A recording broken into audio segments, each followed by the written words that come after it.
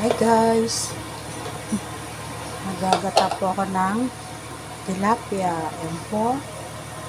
Bali, naigisa ko na po yung sibuyas at bawang, luya, kamatis.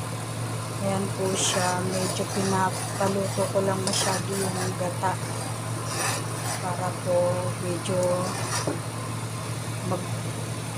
lalapot yung gata niya bago ko po ilagay ang tilapia. Ito siya.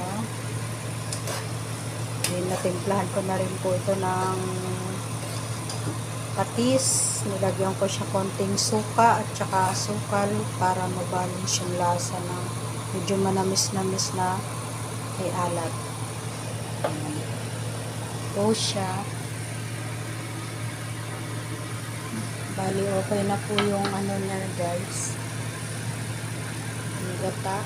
Ilalagay ko na po yung ating tilapia. Gusto ko po ganyan lang siya kalaki. Ayan.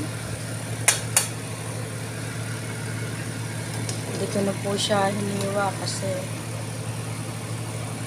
parang gusto kong makita yung ganyan lang kalaki yung isda natin guys.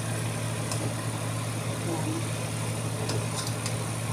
So tatakpan ko po muna siya.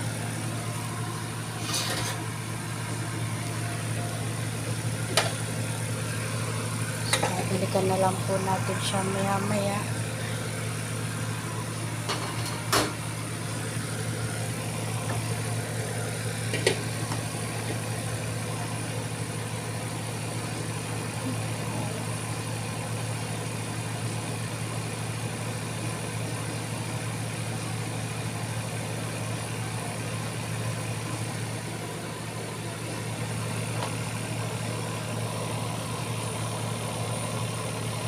Baliktarin ko lang po para pantay yung luto.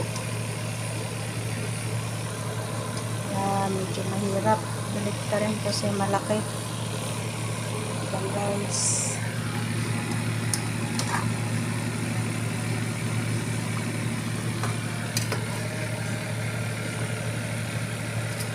Ayan.